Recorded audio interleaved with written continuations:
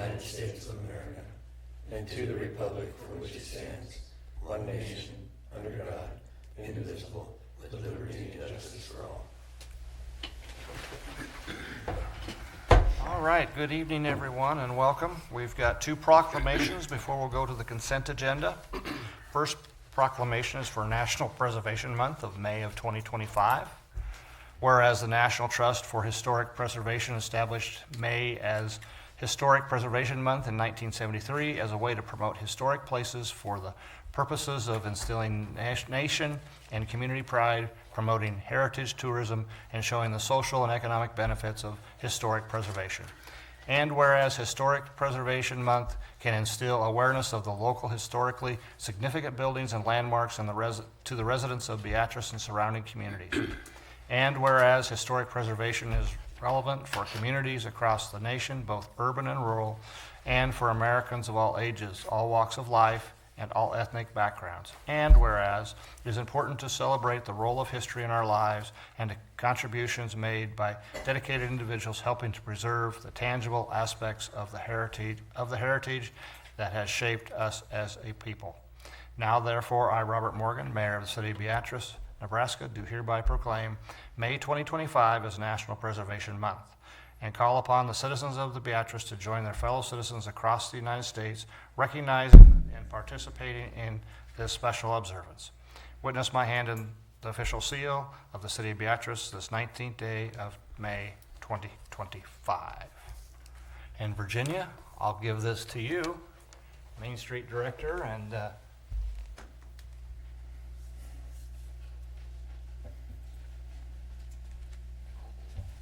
Working on all those historic buildings. there you go. All right.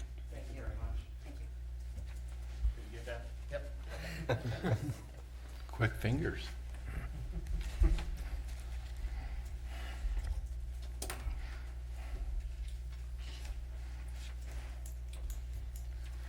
Second proclamation is for National Public Works Week, May 18th through the 24th, 2025.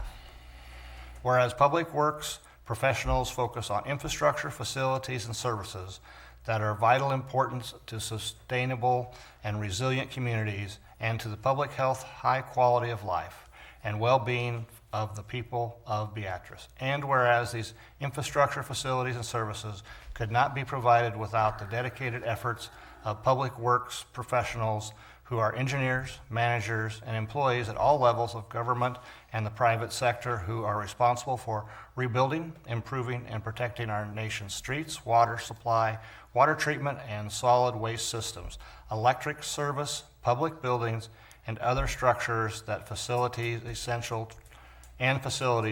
for our citizens. And whereas it is in the public interest for the citizens, civic leaders, and children in Beatrice to gain knowledge of and maintain an ongoing interest and understandings of the importance of public works and public works programs in their respective communities. And whereas the year 2025 marks the 65th annual National Public Works Week, sponsored by the American Public Works Association. Now, therefore, I, Robert Morgan, Mayor of the City of Beatrice, Nebraska, do hereby proclaim May 18th through the 24th, 2025 as National Public Works Week. I urge all citizens to join with representatives of the American Public Works Association, government agencies and activities, events, and ceremonies designated to pay tribute to our public works professionals, engineers, managers, and employees, and to recognize the substantial contribution they all make to protecting our national health, safety, and advancing quality of life for all. Witness my hand and the official seal of the City of Beatrice this 19th day of May of 2025. Robert Morgan. I believe I give this to you. Yes. All right. Thank you. There you go. And let everybody know we definitely appreciate everything they do. Okay. All right, we'll move on to the consent agenda. All items under the consent agenda are considered to be routine by the City Council, will be acted by one motion. There will be no separate discussion of these items unless a council member so requests.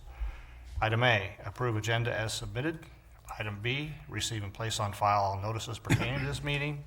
Item C, receive and place on file all materials having a bearing on this meeting. Item D, approval of minutes of the regular meeting on May 5th, 2025, as on file in the city clerk's office. Item E, approval of treasurer report of claims in the amount of $733,598.42. Approval of Boswell report of claims in the amount of $458,822.16. Approval of pay request number 4 in the amount of $395,862.93 to Purse Excavation for the, for the Boswell South MSW landfill Phase 1S project. Item H, award a bid for the WPC Grit Improvements Project to Building Crafts Incorporated in the amount of $4,559,000 as recommended by the Board of Public Works. Refer a claim to Cheryl Wheeler regarding damages to her personal property to the city attorney and the city insurance carrier for review and disposition. Item J, resolution number 7556, entering into a master agreement work order with Olson Incorporated for engineering services related to updating the city's existing hydraulic model and on-call model run services as recommended by the Board of Public Works. And item K, resolution number 7557, appointing Michael Fakler, Todd Heido, Troy Cook, Eric Martin, Kevin Reitzman, and Anthony Schoen as an alternate member to the Board of Appeals. Anybody want an explanation or anything pulled off? Terry? H, please. Do you have a question? Yes. Okay, fire away. I tried to look up what this was. Maybe everybody else around the table knows, but we're spending $4.5 million, and I don't know what grid improvements are. I'm sorry. Sure. So grit is a byproduct of your wastewater treatment plant. Most commonly, it is either going to be sand or snail shells, quite honestly, that kind of build up in the system. And what they do then is they wear down on your pumps and everything else that's in your system. So you want to remove those out. The system we have in there is circa 1980s technology. Right. And so we're looking to upgrade that and make some improvements so you more efficiently remove the grit that you do have in your system. Ultimately, it ends up getting landfilled. That's where it ends up going to. And then also as part of this, we're updating some SCADA software programs as part of this project as well. Okay. If I read it right, it's like 10 months away, and we have a little bit of a shortfall. Are we going to take that up in budget, or how are we going to address that? So, yes, this project came in about $1 million over what the engineer's estimate was. This is also the project that we received $2 million in a congressional appropriation from. Right. And so we've worked for about the last year through the EPA to get that approved. The shortfall ultimately will come from the infrastructure fund that is in that particular department. So rather than doing some other projects in FY26, we'll use those funds for this particular project. That's all I had, Bob. Thanks. Okay. Anybody else? If not, Mr. McLean. I move the items listed on the consent agenda be approved, accepted, and ratified as presented. Second. Your vote, please. Gary, you need to vote no. Yours is off again. And that passes 8-0. We do not have any public hearings tonight, so we'll move on to resolutions. Resolution number 7558, executing a loan agreement, promissory note, deed of trust, and any and all documents necessary to issue said loan between the city and the Paddock LLC for an economic development loan totaling $1,500,000 from funds derived from ALB 840 funds and recommended by the Citizens Advisory Review Committee. I move the resolution number 7558 be passed and adopted. Second. I'm sure everybody's familiar with the, I don't know if you want to say saga or history of the Paddock Kensington building in the downtown, but this is kind of the next step, if you will, in that evolution of that building. So as everybody knows, back in 2023, the city issued an RFP for that property, looking for a developer to come in and help redevelop that historic building in our downtown. Out of all of the proposals that we received, this body selected Hoppy Development to work with for that redevelopment project. Since then, all right, we've been working through, and they've been working through all of their plans and getting all their financing put in place. So the next step, if you will, was an LB 840 loan application. And you'll see us by Paddock LLC. not uncommon that they form separate LLCs to handle particular buildings and properties. And this particular LB 840 loan application you'll see is for $1.5 million paid out over 9 years. There are a litany of items that Hoppy needs to accomplish each year. If they accomplish those, then the city releases some money for that particular year. And at the end, if Hoppy has satisfied all of the terms and conditions of the loan agreement, ultimately it becomes forgiven or forgivable back to Hoppy. And so with that, we got Jake here, Evan Clark with Hoppy to come up and talk a little bit about the project itself and let us know what they're working on. Council members, Evan Clark, Hoppy Development. Appreciate you guys having me here tonight. So as Tobias kind of gave you guys a high level of the project, I'll talk a little more specifics. I thought just a quick introduction to Hoppy Development. We are a affordable housing developer, kind of focused on the Midwest. So our main focus is really development, construction, long-term management. We're a vertically integrated organization, so we're involved from the very beginning of a project through construction, lease up, all the way through our compliance. So we always work on establishing relationships and staying in the community long-term throughout affordability periods, compliance periods. So we have capabilities all the way throughout. That's an important part of who we are, is staying connected to the community. The Paddock historic building, built 1924. So we're going to convert it into 36 residential units. There's a mix of studios, 1 and 2 bedroom units. Rents will range anywhere $900 to $1,200, $1,300. So that's kind of just what the units will be, what we're really working on. In addition to the residential portion, we have a collaboration with Engage here. We worked with them to secure some USDA financings, grant.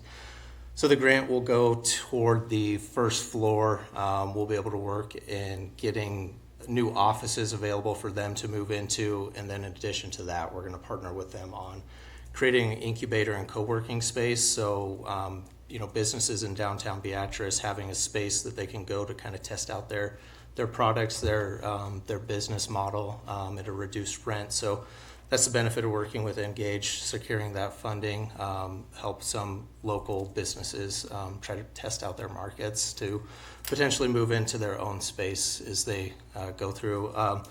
There's going to be 4 to 5 of those spaces. There's going to be additional co-working spaces and offices so people can rent a space, just kind of stop in and just have a space for the day. They don't have to have their own office. So we're really excited about that. There's additional conference rooms so the city can rent them out. Anybody in the community can rent those out too. So just something we're pretty excited about. A new model we're working on. We haven't done anything like this before, so we're pretty excited on that portion. So federal state historic tax credit project, we're looking at about a $9.94 million project by the time we're complete. Timeline right now, we're working through cleaning up some asbestos and demolition. We've got that underway. Our goal is to close on our construction financing, our additional financing here at the end of the month. So then, we can kind of consider, we're really moving forward at this point. So at that point, we're probably looking at an 18-month build. So residential units could be available January, February of 2026. The commercial and Engage space probably the summer of 26.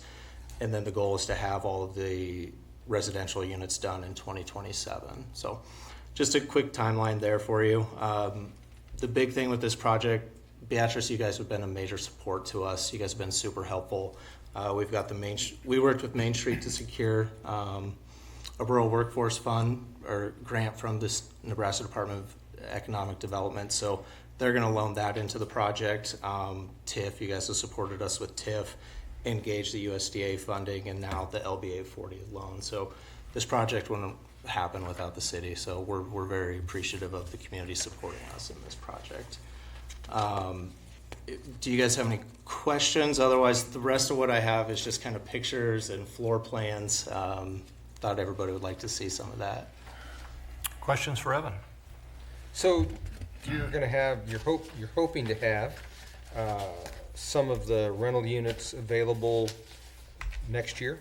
Hopefully in early 2026, we can have, our goal is to kind of go floor by floor. So hopefully the fifth floor is probably what will be available early 26. So that was my ask, really. What does that look like? And but you guys are going to be on site to rent those, or what does that look like? So it'll depend on if the city will provide a temporary CO, if we can have residents living in there at that point, or whether or not we need to wait until the entire project is done. Some cities let us kind of do floor by floor temporary CO, and residents can move in at that point. Okay. Just more of a comment than anything else. T and Bob, thank you for spending a little bit more time working on the LB 840 portion of this, and thank you for your willingness to realign those numbers a little bit and give us a little bit more money in that fund for the next few years until that we revote that maybe or something. So I just want you to know we all appreciate you doing that. So thank you, and thank you for working on that. Any questions on this side? Any questions from the public? Evan, thank you. Thank you, guys.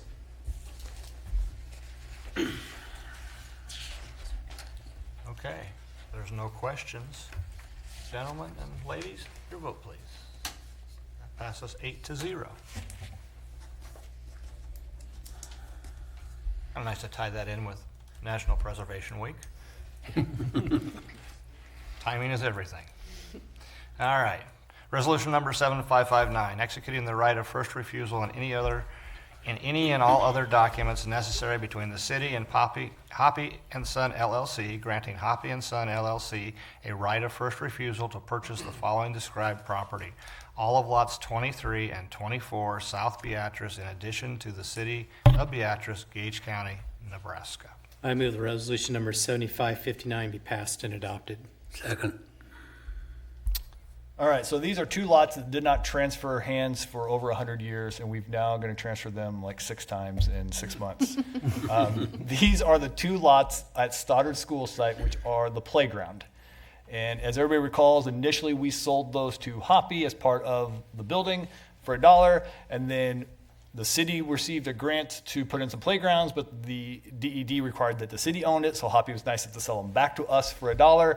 Well, now Hoppy's grant that they got to redo that particular building requires that they have a playground there. And the only way that Hoppy can ensure that there's a playground there during the term of their grant agreement is to have this first right of refusal that says if the city no longer uses the property for a playground and we sell it, we have to sell it to Hoppy first for $100. Now, this agreement's for 15 years. But keep in mind that as part of the RCRP grant that we're using to put a playground at that site, we had to file covenants on those two lots that say that we will use it as a playground for 15 years, or else we have to repay DED. So in the event that one of future council decides to sell this, everybody has to pay back somebody at some point, and so the best idea is to keep this a playground for the foreseeable future. Any discussion needed from the public? Your vote, please. That passes 8-0. All right. Item C, resolution number 7560, executing an agreement for professional services between the city and Waters Edge Aquatic Design to develop an aquatic park master plan. I move the resolution number 7560 be passed and adopted. Second. One of the things we worked on in this particular budget year was to start the process of updating our water park. And so we have a committee that's formed. The committee released an RFQ for water park design in February 25. We got back 4 responses. The committee then reviewed those and got proposals from 2 of the individuals or firms that had submitted responses to our RFQ. And out of those 2, the committee is recommending that we select Waters Edge out of Kansas to do this water park study for us.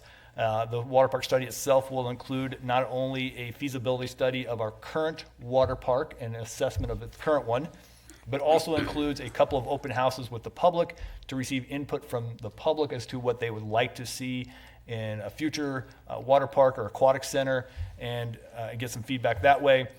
You'll see this contract is for $19,500, And Waters Edge has or is currently doing some work for the city of Columbus, Fairbury, and Grand Island, as other Nebraska communities, as well as a plethora in Kansas and Oklahoma and further south.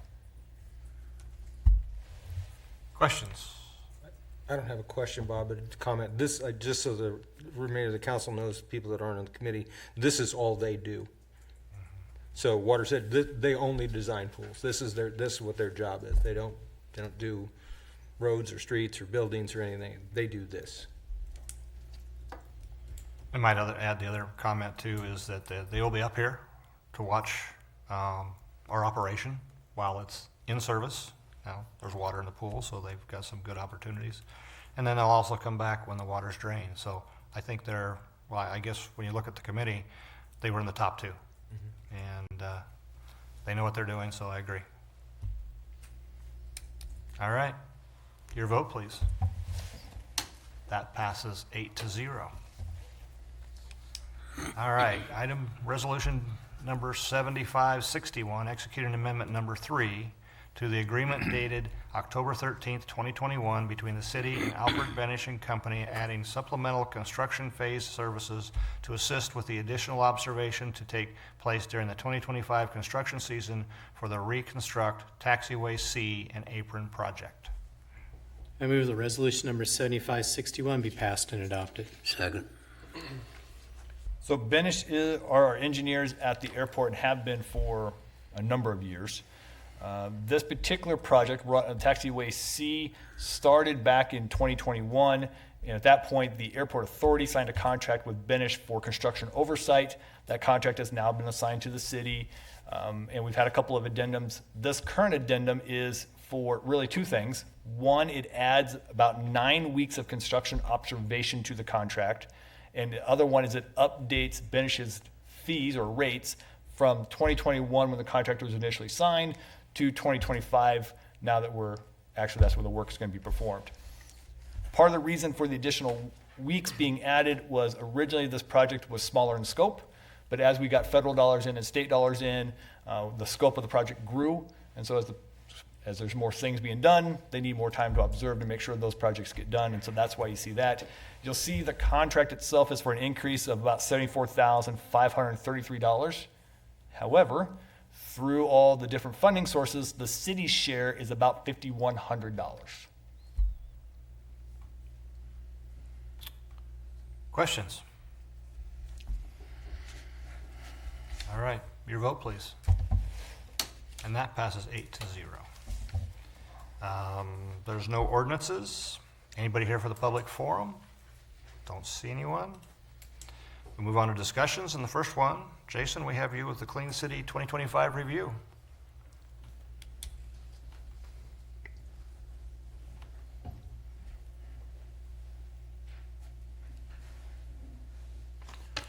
Hello, ladies and gentlemen. We have completed our 2025 Clean City. It was a successful year. We had, I believe, as you probably see the numbers, this was in our top 10 for numbers of collections. Over 36 years of picking up since 1989. So it was a rather large year. You see the number of man hours that we had at 313 man hours. That is covered by one Mars employee, one water employee, and the rest of them were street department employees that go out and take care of this. We have 2 loaders that go street to street. One runs east-west, one runs north-south in the northeast corner, one runs the west side, and the other one runs the Country Club Belvedere on the other side of town on Wednesdays or Tuesdays. And so we kind of split it up. The guys have gotten pretty good at this. Most of the guys that I have been with me for a long time. And so, looking at it, we do have an expense of $18,628.69. I believe if you look back, that's the second highest price of what we've had attached to this. But some of that probably has to do with just wages going up over the years. And so if you look back on that, I would imagine that's primarily what we're looking at. With 108 total loads going into the landfill. That's one of the higher ones that we've had, again, until you get back to about 2021, 2020. And then we get into some pretty heavy years in the 11 to 16. And what we had in those years, 11 to 16, we had a lot more items that were getting put out that were small. A lot of garbage, a lot of individual packages of things that we were taking out to the landfill, and they were light enough that they were blowing out of the trucks. Around 16 is when we started getting a little more strict and really trying to enforce no boxes, no bags, no small items. And that really helped us because, as you see, I believe in 17, our numbers went down to about 75, 78, 98 for loads, total loads coming into the landfill. The guys, we really sat back and tried to emphasize that this is a large item pickup, and that's what it's for. We still have the same garbage that gets put out every year. This year we had boxes full of dirty diapers that were put out this year.